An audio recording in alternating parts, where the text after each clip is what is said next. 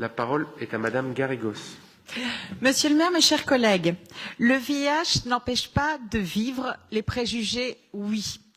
C'est avec ce rappel qu'à l'occasion du 1er décembre, l'association AIDS, plus importante association de lutte contre le sida en France, créée dès 1984, a souhaité mesurer cette année l'ampleur des méconnaissances, s'il vous plaît,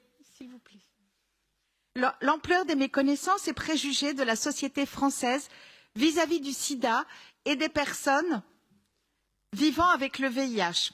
Et les résultats ont de quoi nous alarmer. 84% des Françaises et des Français pensent pouvoir contracter le VIH en ayant une relation sexuelle non protégée avec une personne porteuse du VIH sous traitement.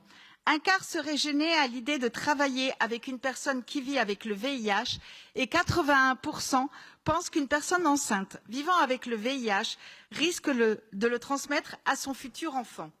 Cette méconnaissance des progrès de la science, cette indifférence à la vie des personnes vivant avec le VIH a des conséquences réelles, même au niveau des professionnels de la santé, puisque 33,6% des dentistes et 6% des gynécologues refusent des soins aux personnes séropositives au VIH.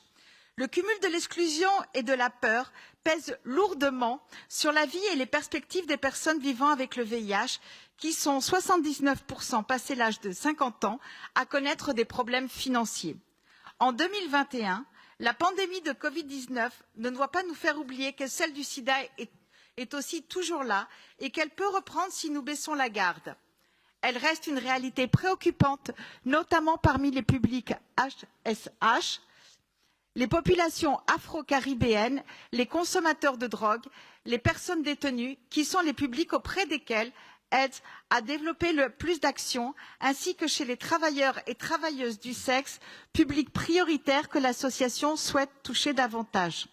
En plus de faire perdre de vue le VIH-Sida et les hépatites, la crise sanitaire a également apporté son lot de difficultés concrètes pour les actions de prévention. Comment faire de l'aller vers quand les lieux de socialisation sont fermés? Comment rendre disponibles les outils de dépistage et de prévention sans la possibilité d'aller à la rencontre des gens?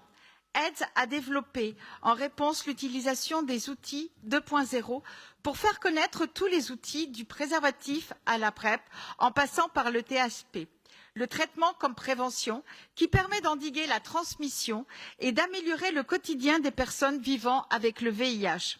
Et dans l'optique de la sortie de confinement, AIDS a mis en place, dans le cadre de Vers Paris sans sida et avec des médecins spécialisés volontaires, le dispositif Teste-toi avant le sexe.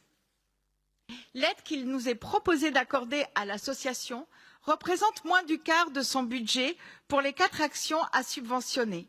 Renforcer la construction collective, évaluer et repenser quand c'est nécessaire les modes d'action, proposer des actions de dépistage et une offre de santé sexuelle au plus près des besoins, tout cela correspond au combat crucial que nous devons renforcer dans l'objectif ambitieux de remplir l'objectif fixé par l'ONU-SIDA des 3 fois 95%. Je vous remercie de voter et j'espère à l'unanimité cette délibération.